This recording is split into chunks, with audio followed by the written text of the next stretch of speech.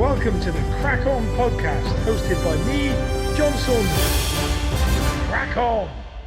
Merry Christmas! So this is going out on Christmas Day. It was pre-recorded, and it is with great pleasure to do an episode of the CrackOn podcast with my dad, Paul Saunders, the absolute legend and CrackOn expert. So yeah, we go through some really good stories. It's a little bit dated. We filmed it, recorded it about 5 days previous to Christmas. So it's slightly out of date, but hope you enjoy. And here it is, Paul Saunders. Hey, the legend that is. Here's Paul Saunders. What's happening, Dad? How you doing? Oh, not too bad, but not too bad at all. How's it? So this is going out. So for everyone, we're recording this prior to Christmas Day, but obviously this is going out on Christmas Day. So Merry Christmas. Oh, thank you very much. Merry Christmas to you as well. I'm donning our shirts. You've got your hats on today. The hat and the top. I like your top. Where'd you get that from? Oh, I've had it for a while. And the Christmas tree. And the Coca-Cola one, huh? Yeah, Coca-Cola. So I couldn't do this without interviewing my old man. So and part of this, obviously the CrackOn podcast is all about people that get on and get going. And there's no one I can think of that does that any more than you. So and probably the mum's detriment, actually. Probably how mum's put up with you this long doing what you do, I don't know. But that's another thing altogether. A total different thing, yeah. Yeah, so start us off in, Dad. Tell us where it all started. Give us a bit about your background, your childhood, to where it all started in, it's obviously Cwmbran. Yeah, I was brought up in Upper Cwmbran. I went to the infant school and the junior school in Upper Cwmbran. Right behind my house, in fact. In Upper Where was Cwmbran. that? We're on Maindy Way. Maindy Way. And so for people who don't know Wales or anywhere at all, so Right. a little village up in Pontywydd, was it? Yeah, Upper Cwmbran, yeah, West Pontywydd. Right, okay, cool. Yeah, I was brought up there. I went right throughout all the schools there. I never missed a day. Never missed All the one way day. through school? You didn't miss one day all the way through? Oh, infants, juniors, secondary modern, never missed a day. Cracking. And what age was that then? What age did you leave school? 15. Wow. So you didn't miss a day of school. Do you enjoy it? Absolutely loved it. Did you? That's good. I loved every minute of it. So how come you got out at 15 then? But that seems quite young, didn't it, to get out? Is that just... Is that I wasn't very, very good in exams. I was normally the class clown. All right. It sounds very Saunders, I think, isn't it? I loved mucking about. I loved a bit of a laugh. I was always on stage in school. I absolutely loved it. So what did you do at 15? And what was it, secondary modern or whatever? Was that then? Secondary modern then. Yeah, so what did you do then? You went secondary modern, did you? And then at 15, what did you do then? Then I became an apprentice mechanic. All right, that's where the old mechanic started, was it? That's when the mechanic started. So then where'd you go then? 15, you did what? Like a modern day apprenticeship, was it, or what? I done City and Guilds motor mechanic apprenticeship for 4 years. And I went to Nash College to do my City and Guilds. Right. Then I came out of my time. I still worked at a place called Don Hayward's in Lanraven. Is that still there now, or? Still there now, but it's a different place now. It's a garage, but it's a car sales place. All right. So what was it like at 15 getting out of school and doing that? Did you feel like you needed to get out and do some work, or was it pressure from home to get some money in, or what? I think it was more pressure from home to get some money in. I think it was not finish school. I wasn't looking forward to finishing school, to tell the truth.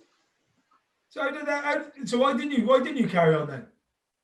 Because I wasn't very good. I didn't do any exams, so you couldn't go on any further.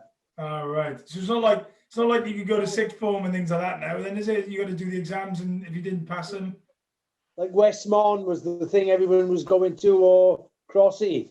because you passed the exams. Well, I never passed the exam, so there was no outlet for me really.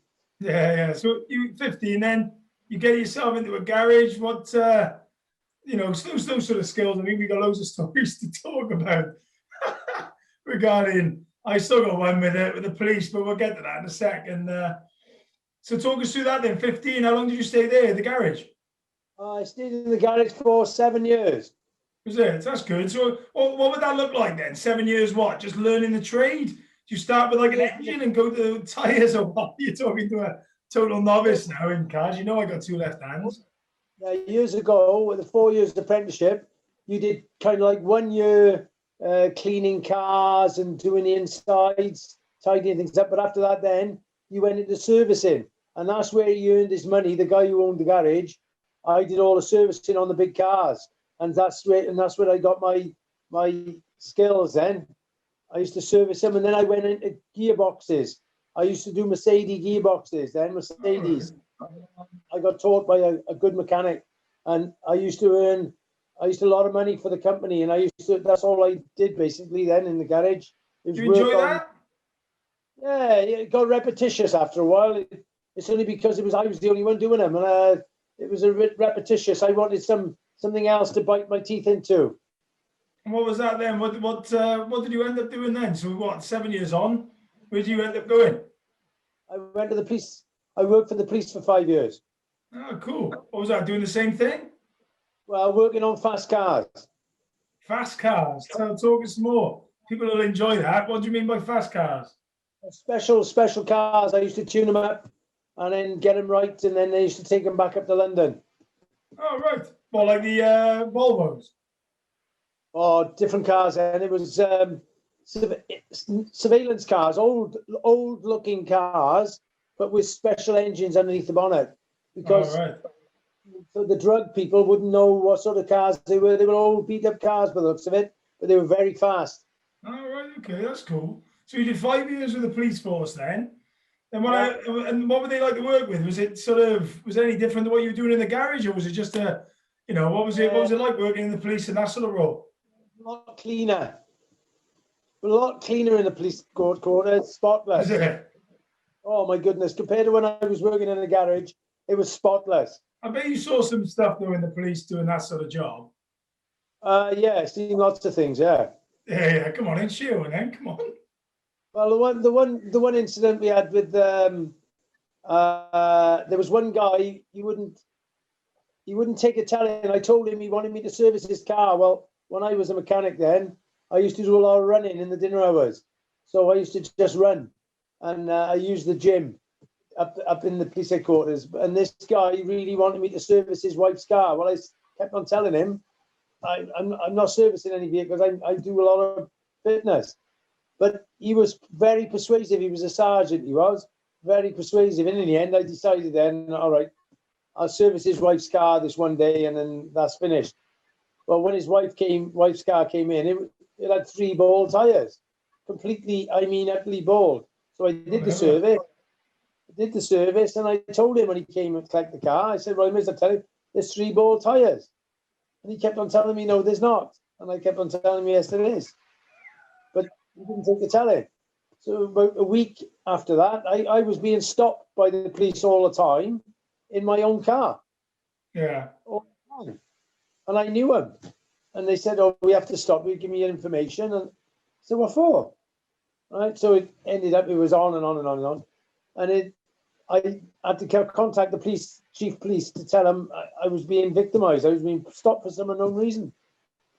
Well, one day this guy turned up, the sergeant, with a van. He was a police dog handler. And he told me now that the van has got no lights, no rear lights. So in the end, I said, all right, okay. So I brought the van in, drove it on the ramp, and opened up the back doors to work on the back lights. Didn't tell me that the police dog was in the back cage. So I had to run as fast as I could to the storeroom door, get in the store, slam the door, and this dog just piled into the glass window. It was just the door shut, because he would have had me. Well, to cut long story short, my manager was in cahoots with the sergeant, and I was phoning him up from the office, telling him that he had a dog trying to get in through the store's door.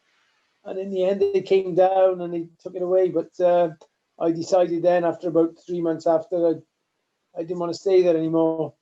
So I finished. I think I know a lot of people have had that as well, you know, where not so much the face doesn't fit, but after you upset someone in that sort of organization, you can get yourself into all sorts of bother, innit, you know?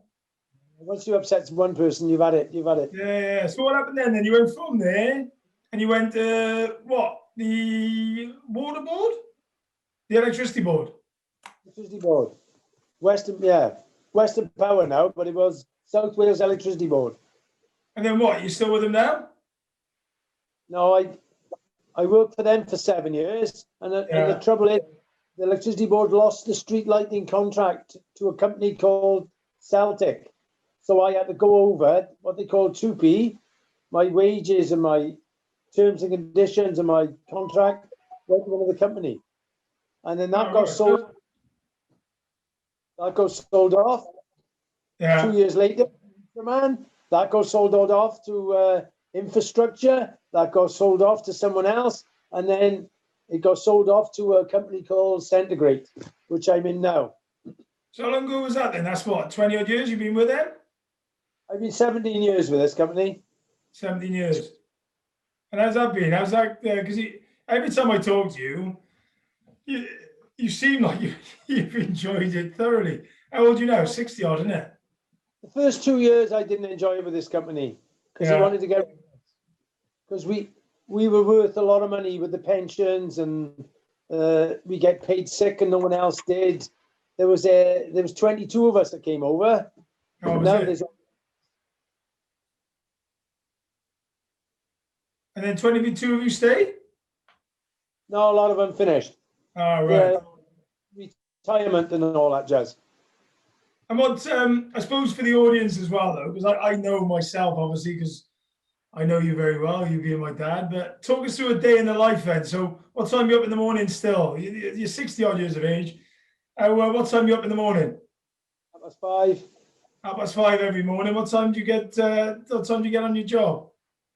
6:30. So you're 6:30 on the job, and then what time you back out? Back home then 4:30. 4:30. And then what? What's your routine after that then? What do you do after that? I only go to the health suite then, and I do 10 kilometers on the treadmill. Yeah. And then I go to a class, normally body pump and combat.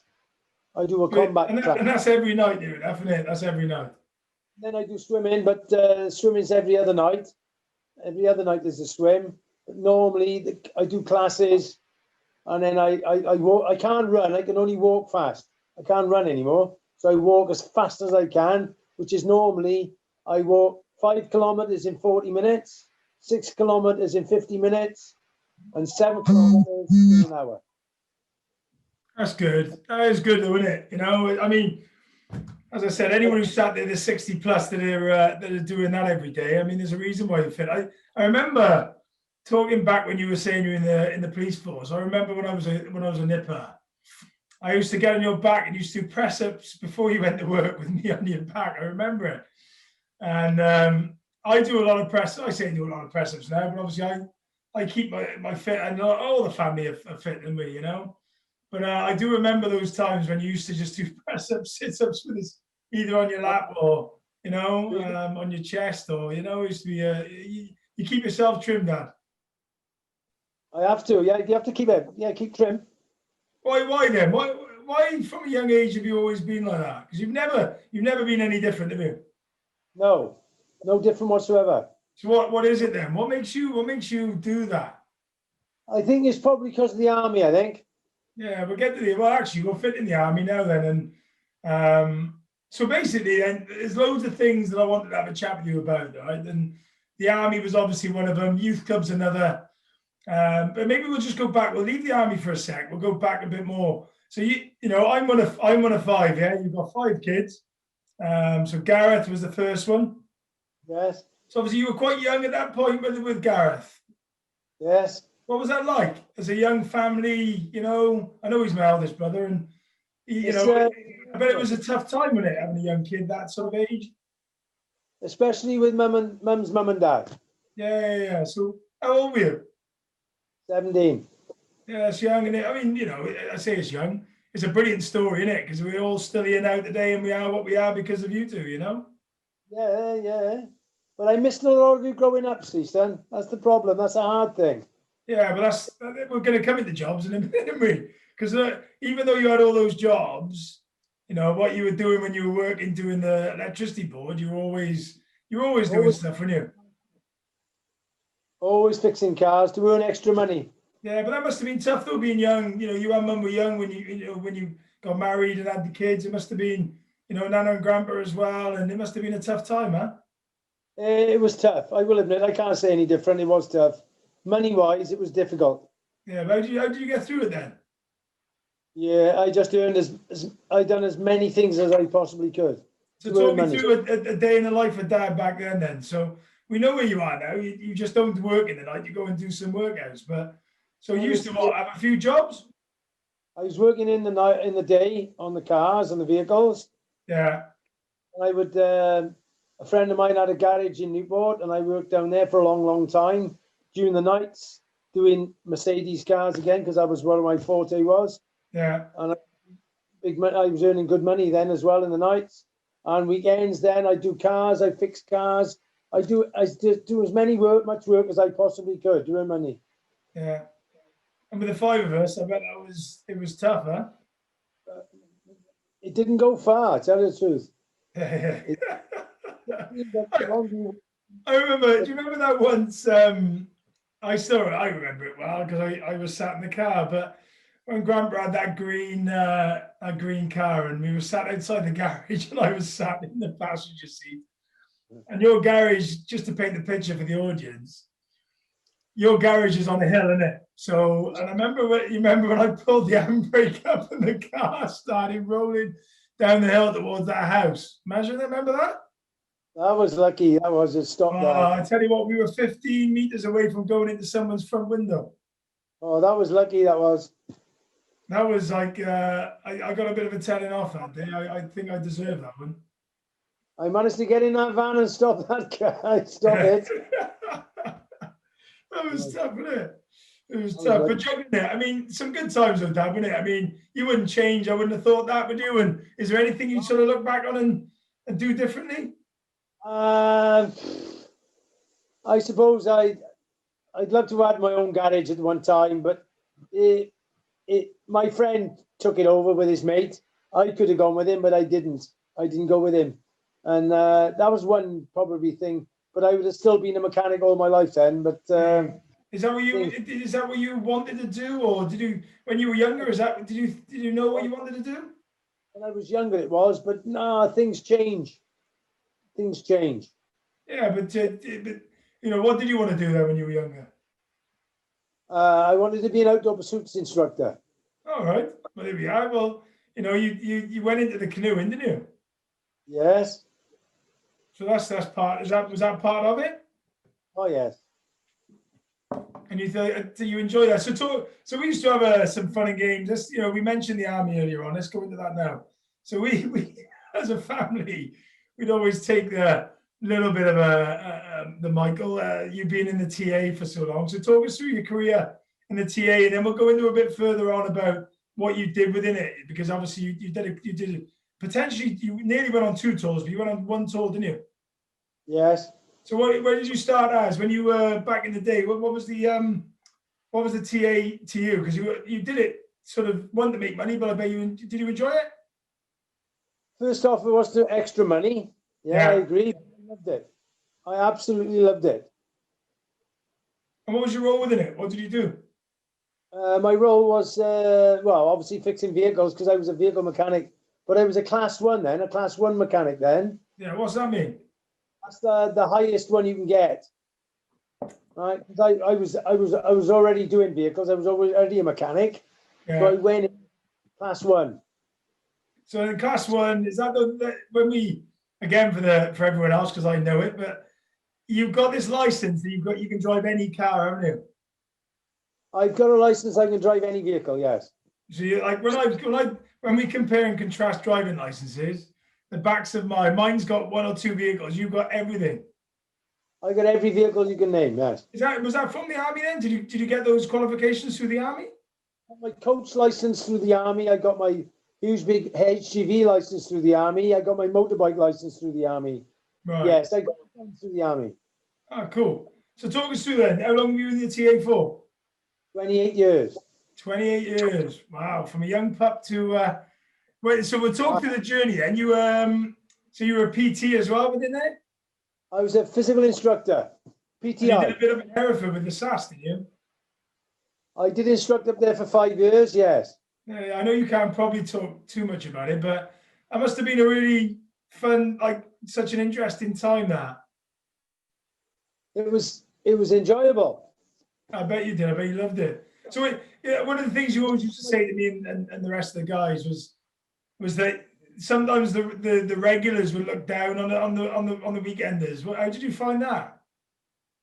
They never looked down on me because I was the physical instructor. All right. So what did you do about it then? Boys. Right.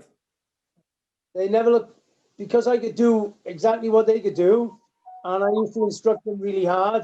They took me on merit. They took me on board. I bet it was. Did you see SAS boys up there? Was it just SAS boys up in Hereford, or is it actually just the base for SAS? 80% was, yeah. 80% SAS. So we watch all these programs, and I bet you watch them with a bit of. How does it feel like to watch those programs with those guys on? Very good. I enjoy it because I used to do a lot of that, and I feel good. And and you still got your white vest? Yeah. That's amazing. I still got my cross swords. Yeah, it's amazing. It's amazing feat that, and that's something that no one. I think there's loads of people out there probably wouldn't know that you've done that. I was a senior PTI, you see. Right. So talk us through that. What does senior PTI do? It's the top of your tree. That they would only take you in Hereford if you were at the top of the tree. Right. They wouldn't take a normal physical instructor. And I bet you've seen some stuff up there, huh? Yes. That's a candid yes, and I'm not talking any more about it. All right. There's a few things I could tell you about. So tell us what it was like then. Give us an example of when you get up to camp, what would a normal day in a PTI sort of world be? Is it you're up there, you're doing it? I know I've got a vision in my head. I've read Bear Grylls and things like that. Is that sort of near the truth, or give us a day? It's more like 5 o'clock. You get up. You do physical for an hour. Yeah. Out on the range square, on the square. They got outside parade square. Then they go in for their breakfast. Then they do their thing for 2 hours, whatever they do normally, the boys. And then you pick them up. They get a truck, and at 9 o'clock or 10 o'clock, whichever time they decide, they get shipped out 12 miles out in a truck with all their gear. And then I do a force march, 12-mile force march with their kit on. Yeah. And they drop the kit, and then they go do a 3-mile assault course. And they do that every other day. And your job within that then, what would your role be within that? To make sure that they're doing everything, that you're pushing these guys as far as you can? Yeah, I push them in the morning because I do 2 sessions per day, love. Right. I do the morning one and I do the evening one. And how would you get the best from them? What sort of, what sort of things did you used to do to get as much as you could from them? Well, it's just a lot of it is discipline. Right. Right, a lot of it is discipline. I used to take a lot of them in the night to do extra work to make sure they could lift up the packs. The packs were very, very heavy. Yeah. Heavy, 60 kilos. It's a lot of weight on your back. And what, you take them out yomping, I take it, or they do assault courses. You'd have to, what do you do? You just monitoring them? Are you shouting at them? What sort of? How would you chat and talk to them? All on a timer. It's all timed. And I take it to get to that level, they've got to be self-disciplined anyway, yeah. Oh, totally. It's all zone.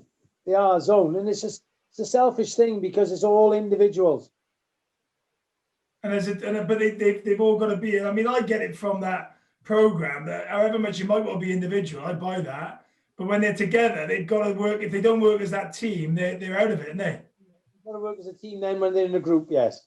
And then you would what, monitor that, and you'd sort of try and push it. The one thing they couldn't do was carry somebody else's kit. Right. But if I didn't see it, it happens. Yeah. Well, they got to survive, haven't they? Oh yeah. So you thoroughly enjoyed that. Talk us through. And again, not many people might not know this, but the family do. And obviously, you nearly got called up then to the Iraq War, the first one. Yes. But the last minute, obviously, it got it all dissolved. But then the second time, you obviously went on a tour, yeah. 2003, yeah. 2003. Where'd you go? I went to Basra.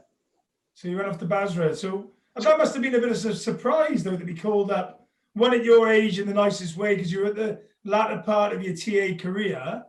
48, was I? 48, yeah, 48. Yeah. So you must have only just got on that, you must have just only got that call, huh? Yeah, it's because I had a skill. So I had a skill. Yeah. And that was? Tanks. So you'd be fixing the tanks? I could strip things down off a tank and put things back together on a tank. Right. So 2003, you get the call to go. What was that like? 5 kids, a wife. Where was the head? Was it sort of excited? Was it nervous? What was the feelings when you got that call up? We're more nervous than anything. What for? What made you nervous? What were you thinking at the time? So long in the TA, right? And I knew I had to go. I knew I had to prove to people that I could do things. Not just what do you mean by that? Well, prove to people that I could do things like a regular soldier could. All right. I had to prove to myself and to other people that I knew I could do it. So you went out to Basra. What was it like? You had was it 6 months, 8 months? I would have had originally 6 months in Basra. Right. 6 months training away from the house. Well, we done 8 months altogether in Basra, but I got called up thinking I was going to be in Basra all the time. Right. Things happened. Yeah. So what was it like out there then? What was the actual, we haven't got a lot, I know things sort of happened out there, and, what was it like? Well, I was in an auditorium, like a huge big, hangar. Yeah. I was doing a talk on tanks, things you can take off Iraqi tanks. And because we were shortage of equipment out there ourselves, things we could see the tanks and use on ours, right? And while I was doing the display, there was a guy in the audience who used to be in a shooting team with me when I was in Britain, right? Yeah. And in Beachley Army Camp, and he noticed me, and I was doing the talk, no problem, finished all the talk, and he was a lieutenant. And finished the talk after 2 hours, and he met up with me after. He said, "Oh, Paul," he said, "how are things going?" Oh, and Roger, his name was. I said, "Hi, Roger, how's it going, bud?" He said, I didn't know you did displays and talks." I said, "Yeah, that's what I'm out here for." And 2 days later, I had 2 MPs that turned up at the campsite when I was staying in Basra and told me to pack my kit because I was going to be in charge of a unit in Baghdad. Wow. The worst place on earth at the time. Yeah. Well, the most dangerous place. Yes. I was not looking forward to that, to tell the truth. No. So what happened then? You had to pack up, get your stuff, go? Yep. Pack up all my gear, and I flew out. Out to Baghdad. And what was your role then in Baghdad? Was it the what? Stripping, and it was the tanks as well? I was in charge of an American unit. Right. What they call a sneaky beaky unit. It's a unit that goes out and looks for weapons in houses. Right. Okay. What, and you go out with them on patrol, or did you do any patrols? I was on patrol every day. Oh, were you? And what was that like? Because you told me a couple of times that was quite hard. That was quite hard, wasn't it? You saw a few things that maybe you didn't want to, Yeah. it's a different world, huh? It was a totally. The trouble was when I was out there, I had to try and stay alive, Yeah. and 7 Americans. So unfortunately, the only time I had to think about my family and you lot is when I got back to the camps where I was staying in Baghdad and look at a picture, and then I went to sleep. I didn't have time to think of anyone else. And one of the bits I was going to say was it what you thought it would be? No, In what way? What did you think it was going to be, and what was it in the end then? I thought it was going to be me instructing in a huge big auditorium every day. Right. But it didn't work like that. I bet. I wasn't doing the thing I thought I was going to do. And you said to me, said to me a couple of times that you fell out with a couple of people on the way back, some guys from your platoon. What was that? What was that all about? I think a lot of it is jealousy. Right. Because I was instructing in a big auditorium and they were fixing vehicles all the time. Right? They got a little bit jealous. Right. Staff sergeant decided to put my name forward for it, in fact, for me to go to Baghdad, which I didn't know. Oh, okay. That's interesting, isn't it? Get rid of me. And is that happened quite often through your life, as in, a bit of a round peg in a square hole? Sometimes, yeah. Why do you think that is then? What do you think that is? Yeah. I just boil it down to jealousy. I think perhaps people think I'm a bit better than them, or they don't like what I do, or I'm outspoken. Would it be fair to say that you probably say as it is? Yeah, it probably does. And you think so? I'm not leading the questions, but it's quite interesting how, if you look at all of us in the family, obviously, I think a lot of us have got those traits where we say how it is after, and then not worry about it after. But part of that getting on with things and cracking on with life is sometimes you've got to put yourself out there. And I think there's a few times in your career, but lifetime, where you sort of fallen out maybe with other people, but just because you've told them how it is. Yeah, that's probably true. And do you think, and is that something that is just how it's been all your life? Is it, anything, that's just how it is, isn't it? Yeah, it's probably has. It stems from my father, I think. Yeah, so we haven't really gone into your background with your father, but we'll come to Grandpa in a bit. And Nana and Grandpa, we skipped over that bit. But so going back to, 8 months in to when you were in Baghdad, when you came back, what was it like coming back to the UK after that? Hard. Yeah. Very. What, the transition? Yeah. Because I've spoken to a couple of my friends who are in the military, and to go from that environment to killing people, without buttering it up, or it is what it is, that you are out there defending your friends and family, to come back to then digging holes and in the nicest possible way, then digging holes and laying cables is a bit of a different way of what was that like? I couldn't get into it for another year. I couldn't. Total. My mind was wrong. Just from what things that had happened, things you'd seen, or what? Things that I'd done. Yeah. Funny, isn't it? It's a strange old. It was a strange time when you came back, wasn't it? It was a funny old time. Nice but hard. Yeah, you did a couple of nice things up in. What was that walk you did up in Abergavenny? I remember coming up with Nana and everyone. What was that? What was that? You got your award. You got your medal, didn't you? Oh, yeah. That was a nice day. Monmouth. Yeah, that was a lovely day, wasn't it? I enjoyed that. Yeah, like I said, I won't go too much into the comeback in the year, because I know that was a tough time, but I suppose one of the questions I was going to ask, you are happy you went? Oh, I'm glad I went. Yes. Yeah. Why then? Why are you glad you went? What was the? I proved to myself and other people that I could do what I did. Right. Yeah. They didn't realize I was in the TA. And that must have felt good. it was a shock. Yeah, I bet. You know, to have army men from America thinking because I was in charge and I was running them, they thought I was a regular, and I did exactly what the regulars did. In fact, I did more than some, and they were chuffed to beans, and they didn't realise until the TA was going to go home that I was going home as well. And he said, "Oh, it's the TA that's going back tomorrow," and I went, "Yeah," and it shook, and they got upset.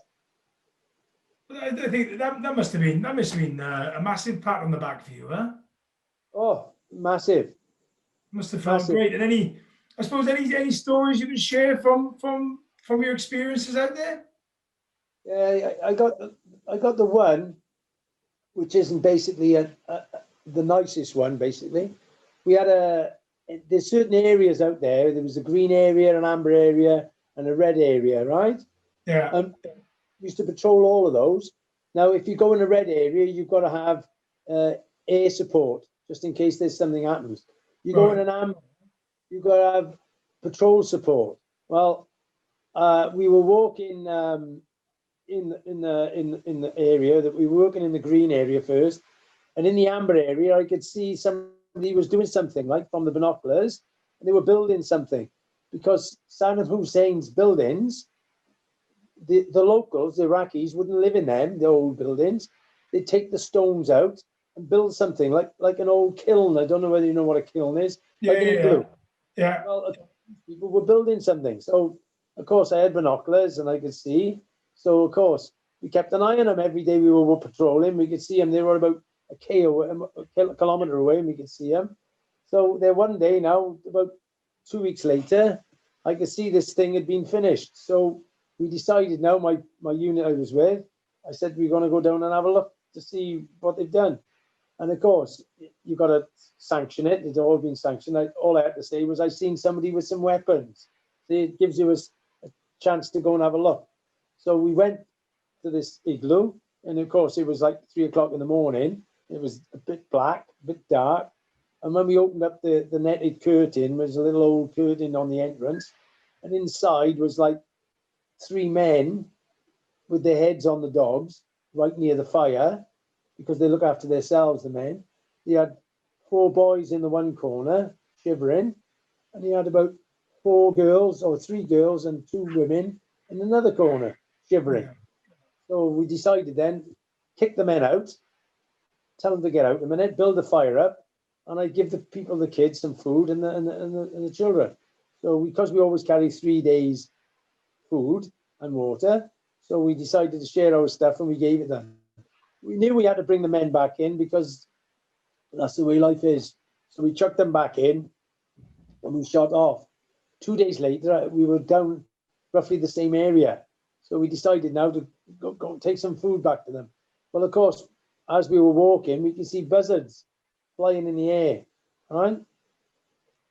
And dogs. When there's a couple of dogs, you know, there's some other stuff around somewhere.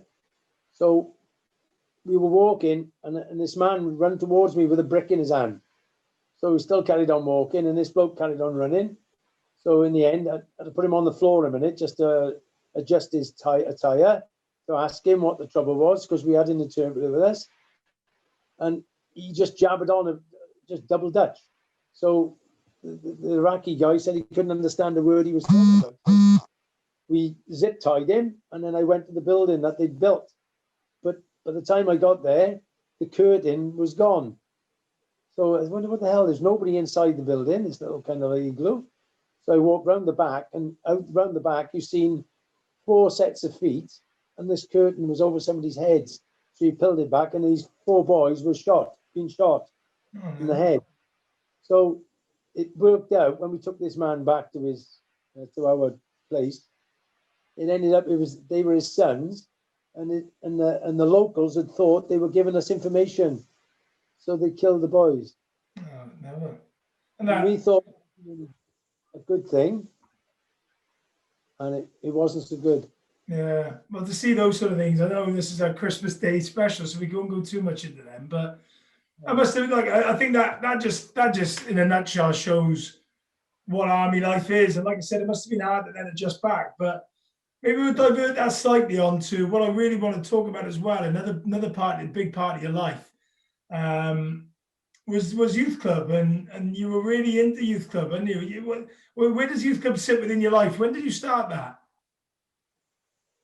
I started youth club when I was straight after I finished Scouts. So let's go back to Scouts then. We missed Scouts. Let's go back to Scouts. So yeah, Scouts. Talk us through it. You were heavily. That's it. I've got some real fond memories on Scouts. I loved Scout camp, and you used to take us. Where was it? Glenfluid. Glenfluid up by. I talk to Dan Reese all the time about it. So it's up by. That is up by the roundabout. It used to be in Coed way, wasn't it? And what were you? You were the head, or what's the head of a Scout troop called? The skipper. The skipper. So you were skipper for how long? Oh my goodness. 18 years, I suppose, 19 years. Yeah. Some really good times we had, didn't we, as a family? We loved it, didn't it? It was great. We loved it. It was one of the best things I've ever done. Yeah, it was. I remember one of the Scout camps. I mean, I think I was probably Hannah's age now. I was probably 10. I remember back in the day when you didn't need to have risk assessments and anything of that. Some of the camps we had, that one camp that, and I remember walking down, it was pitch black. It must have been in Sawbrook. And you'd obviously set up in the daytime, these booby traps and whatever. And it was like it was a walk, but none of us knew what was going on. And I remember my hands going on a rail and it had all like tomato sauce on. And it was meant to look like blood. And I was only 10, so just I remember. Then we'd get back and we'd have like the open fire with the marshmallows, and it was some brilliant times, wasn't it? The sing songs. Yeah, just memories, wasn't it? Lovely memories for us all. They were great family moments then. Really enjoyable. Yeah. So that was 18 years doing that. Yeah. Must have been, and then he went into the youth service. So the youth service, this is where anyone from Cwmbran, Pontnewydd, or anyone in Cwmbran will know Ruth and Paul Saunders, because most of your life you were at the youth club of Crossy Cardiog and beyond, weren't you? 4 nights a week I was running the youth club, yeah. Yeah. So they must have been fun times. I went there for years, so I got loads of stories about youth club. And we'll go into a couple now in a minute, but it must have been really, that's somewhere that, you are known throughout Crossy Cardiog. You've touched, people. It had such impact, that place, on so many different people, didn't it? There was loads of people enjoyed it, massive people. Yeah. How long were you in the youth club for? You were in there for how many years? 26. 26 years in the youth service. So, it must have been, some special times. Oh, brilliant times. Yeah. I loved it. I got a couple of stories around that, and one of the ones I remember really well was I won't use his name, but there was a really hard lad about 2 years above me, and he was West Pontnewydd boy, and West Pontnewydd was always that place that you just wouldn't mess with, right? The boys from West Pontnewydd, you just leave them to it. And this lad was particularly tasty, right? Luckily, in the end, I played rugby with him, so I got on with him really well. But he was a big lad. I remember coming to youth club, I was only probably in year 7, I think. And he was in year 9 or year 10, one of the two. And you kicked him out and all his mates. And all of them came to the gate to come and fight you. And I was like, oh my God, my dad's going to get his bum kicked here now. But I got to be honest, you handled it really well, even though I was like a screaming wreck in the background. Just how you handled it and how everyone handled it at that point, it was done really well. But they were back in the week after, just playing pool and playing darts, and that's how it was, wasn't it? Yeah. Like real fun times, isn't it? And that just came to a bitter end for you, didn't it? That was quite a bitter pill to swallow, wasn't it, to end it like it probably did. Do you want to run through how did it go? Aye. How did it end? How did the youth service end? So 28 years worth of service, how did it go? She didn't like the certain things I was doing, the rather risk assessments. And it ended up, they were re-employing people on full-time basis. I didn't want to be a full-time youth leader. Yeah. And offered me big money to finish, and I didn't want to go, but they finished me off. And that was the end of that. I remember that. That was a tough time in everyone. That took you a while to get over that, didn't it? It took me a year to get over that. Yeah. I was going to say it took a long time, you know, because you were invested emotionally. You've been doing it for years. Mum stayed. Yeah. I know Mum stayed. Yeah. What about those relationships, though? I bet you when you walk around town now, or you walk around Cumberland, I bet people always stop you and say hello. Oh, it's incredible. You don't remember half of them. But they'll remember you, won't they? Remember me, yeah. Yeah, they remember you both. And I remember, you won't know this, but we used to have a couple of beers before we tried pushing the boat out a bit in the end. And I knew you were Mum there. I know Mum's there now. She'll probably tell me off after this. But I remember we used to have a couple of beers before we came in. Remember when I had that pool cue stuck in my eye? Yeah. That was horrendous. Flippin' egg took us all night down in the Gwent, didn't it? I had a pool cue stuck in my eyeball. Yeah. It was just hard work, that one. It was all fun. It was fun. Yeah, but some fond memories though, Dad, huh? I have very good fond memories of the youth club. And just any special moments that stand out, anything that you miss? One or two, we used to go down the beaches. I used to go with Steve Thomas. We used to do activities together. And the Duke of Edinburgh's Award, we used to run that. That was linked to youth club. Yeah. And the awards and taking them on expeditions and doing trips. Oh, it was absolutely fantastic. Well, put it this way, if Paul Clark listens to this, he'll have one memory in his mind that I remember. So talking about youth club, you took us down to Newgale, didn't you? Remember that the once? Yeah. And it was we went canoeing because obviously you've been an instructor for how many years, and none of us really picked it up for some reason. None of us picked up the old canoeing, but that one weekend we went away canoeing, and those waves out in Newgale were they've got to be 15 footers, right? Bearing in mind, let me paint the picture. None of us had really canoed a lot. We knew we could canoe. And you were like, we are going out. And we were like, no way, we ain't going nowhere. And you dragged us out after being in that sea, in the open sea with these 15-foot waves. That was, I've got to be honest, that was probably the most nerve-wracking thing I've ever done. Probably was. Frightening. Yeah, that was Paul Saunders at his best. Oh, yes. Flipping right. That was like, I can hear Mum chuckling in the background. That's how funny it was. It was but then good. The next day we didn't canoe, did we? Because that was it. The one day we did it the Saturday. We never did it on the Sunday. No. Lots of stories, lots of good things. And let's talk about brothers and sisters then. It's 5 of us all together. Yeah. You know, there's every single one of them's near enough achieved something and done stuff. Oh, you still keep in contact with us all, and you know. Yeah. What's going to happen this Christmas then with the bubble and everything like that? What's COVID's going to do for you? Who's coming round? Difficult now. It's difficult at the moment. It's like Gareth's going somewhere else. Because Rachel is a single parent, they might be able to meet up together. So that might be the case. Just How's COVID been for you then generally? How's it sort of panned out? It's been difficult in work. Yeah, why? What's it been difficult? What's been difficult about it? Don't want to work with you. Well, they don't want to work with you anyway, do they? No, they don't want to work with this pandemic. All right. I bet it's been tough. And what have you been keeping yourself busy then? Wait, in work you mean, or? No, it's through COVID. What have you been doing to keep yourself busy?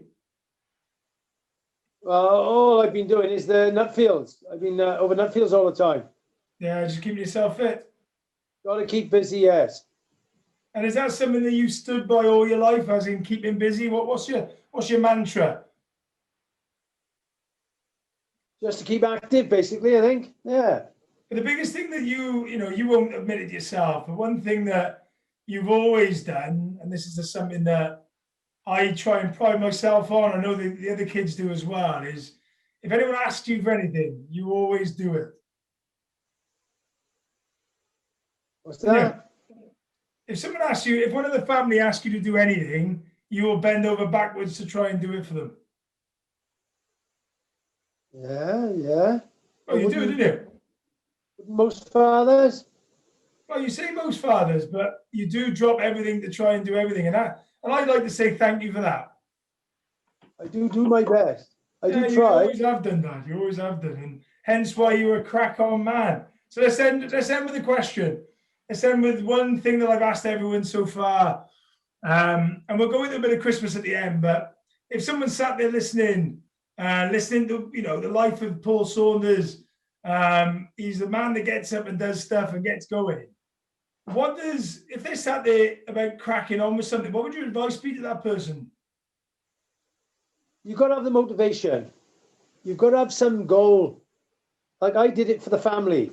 You've got to have some form of looking forward to why are you doing this? And there was one reason I did it. There was only one reason, and that was to make sure I could live tidy and have a good family life. And the biggest thing for me was holidays. That's what I worked for, is to make sure I always had 2 weeks always that I was with you, solid, never left your side. And that 2 weeks was my what can I say, genre, to make sure that I was with you, because I couldn't work with you because I was working all the time and get dog's hours and trying to get money in. I knew for the 2 weeks you might not have liked me with you all the time, but I was with you for the 2 weeks all the time, and I loved it. And where did we, tell everyone where we went for many a year? Some really fond memories. Where did we go for 14, 15 years? Oh, it must have been Devon. It got to have been Painting. Yeah, we went to Painting, and so many good memories those 14 years, wasn't it? Fab, absolutely fab. I know you upgraded in the end. You and Mum have upgraded to France, and some loads of good stories about.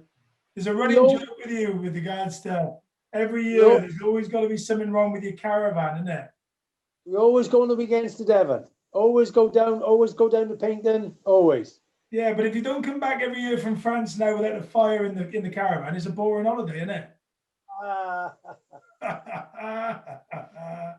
There's always got to be a story. I like it. Every time you've been down holiday the last 4 or 5 years, there's always been a fire in the back of your van. Recovery truck home. Well, let's just go through that for 1 second then. Talk us through that ditch scenario. What happened when you fell in the ditch? I remember there was a family that joined us the first time for many a year. Yeah. And we'd go to the campsite on the same day. Yeah. They had to travel through the night to get to the campsite, although it was 2:30 in the morning. And the person I'm talking to is the one who's sat in front of me now. Well, that was me, yeah. We'll shoot off and go to the campsite straight away. We got there at 3:30, and I was absolutely zonked. I was tired as hell. And the campsite decided now we could go and camp in this other field and wait while they opened the campsite up at 8:30. We thought, oh, that'd be lovely. Little did I realize there was a huge big ditch going to the field. And I pulled the caravan across what I thought was a bridge, and it fell off. And the end went. Just to paint the picture, the actual caravan fell off into a ditch. Oh, I tell you what, when I was sat there watching it, it was like as though, because I know how much caravans mean to you, and anyone who's listening knows what a caravan means to you. That was just it was in slow motion. It was horrendous, wasn't it? Smashed the back end of my caravan in. Oh, and then we had those French guys come out. They were all drunk as skunks trying to pick this caravan out of this ditch. We had to use jacks, trolleys, bars. We managed in the end. I tell you what, I was in the bad books for about 4 years after that. My goodness sake. And Jack was only a nipper, and his exact quote was, "Watch the ditch, Gramps." That's what Jack says. Watch the ditch, Grumpy. Oh, that was brilliant. I love that. It was great. But we had some great times on holiday, didn't we? Oh, fabulous holidays. Yeah. But it's interesting you say, I was going to wrap it up, but you said about working hard for holidays, and it's quite it's interesting when you look at it now that because I talk to Anne-Marie's, my father-in-law, quite often, and he used to do exactly the same. One thing he always used to make sure, however hard he worked, he'd always make sure there was a holiday at the end. I mean, that was just a vital part of life, wasn't it? Always had to have a holiday. Yeah. And is that still important to you now? Yes. Yeah. You still go away 2 weeks. You go to paint them. You can go to France now, didn't you? I go to France. I love France, see. I love France. Yeah, you've upgraded, see. You're posh now, you guys, see. I do like painting, no mind. A lot of people would never go there again. I loved it. I honestly, I think the childhood memories we've got of painting are just special. But funny enough, another place I like to go to, mind, sounds stupid, Brighton. Yeah. Well, funny that, because you like to come down and see us. Love the campsite. Yeah. So let's talk Christmas Day then. It's a few days away. This is coming out on Christmas Day. What are you going to be doing then? What exactly is on the? What's on the? Unfortunately, we can't come back, obviously with the COVID, and so what's going to be on the table? You having turkey? Yeah, we're having turkey and all the trimmings. The only thing I'm not having, is sprouts. Can't stand them. Won't have them. Don't like the smell of them. Don't like the look of them. And obviously, we didn't even go through the non-drinking. But you don't drink, so there's no wine on the table. No, won't be drinking. I never have done. No. Not interested. And then Jack asked me to ask you a question about the drinking. And I think what I'll do, I'll bring it up again, because obviously you don't drink, I don't drink anymore. We're not really a family of drinkers, are we? No. Never have done. But so you're looking forward to Christmas Day. There's only one that probably drinks in the family now. Yeah. He has a couple of beers, or she has a couple of beers, and it's all good. Yeah. But it's it's fun, isn't it? It's fun. And what are you going to be? Christmas Day presents? Yeah, I like the presents. Yeah, good. I like when I see you and you have all your presents, and so it'll be later on. But if I'll have all your stuff, you'll have all that jazz. Yeah, good. Well, we'll catch up after COVID anyway, won't we? Look, I'm going to wrap it up. Dad. But thank you ever so much for taking the time out. It's taken us a long time to get to this point. It's taken us about 5 different times without any internet, any sound. The lights, I can see the tree lights going in the background. It's giving effect lights. We've got it all going on. Here it is. So, look, I'd like to say thank you very much. Have a Merry Christmas. And love to you and Mum. Love to everyone, and Anne-Marie, Jack, Hannah, and Emily. I hope, and of course, Teddy. I hope you have a lovely time yourself, son. Sorry we can't be there. But no, it's cool. It's all good, Dad. We'll catch up again soon. But anyway, have a lovely Christmas and crack on. Yeah, you crack on, son. You're doing a cracking job. Love you all loads. See you later. Ta-da. And there we go. Paul Saunders, in his own words. I really enjoyed it. I actually found it very tough interviewing my dad. Because I know a load of stories that I wasn't sure. Maybe, like I said, I'm going to revisit my dad. I'm going to revisit him again, and we'll catch him again. We had so many technical errors. The lights, it's taken us about seven takes to get to that point. So it was quite tough to interview him. But, one thing my dad is an absolute doer. He just gets on with it. He gets up, like you said, 5:30 every morning, and doesn't moan, doesn't groan, just gets out of bed, gets going on it. And I think anyone looking to crack on, if there's an example of that, my dad is 100% that person to look at. And as an example of someone who's just happy in what they're doing. It's not all about being famous and, they say reach for the moon, and if you grab the stars on the way down, then you get there. My dad's a happy guy, such a humble, hardworking guy that I think that's all I really wanted to bring out, and I'm really chuffed that he said yes to it, and I'm really chuffed that we got to the end of it. So anyway, have a lovely Christmas Day. Have a great Christmas and New Year. And if you do get a chance to listen to this, give me some feedback. Send it through to me. That'd be amazing. Season 1's nearly coming to an end of my recording, and then we're going on to season 2 after that. So if you want to do it, get on and do it. That's the message within it. If you're going to crack on, just get on with it and do it. Stop talking about it and get it done. So that's it. Have a great one. Crack on.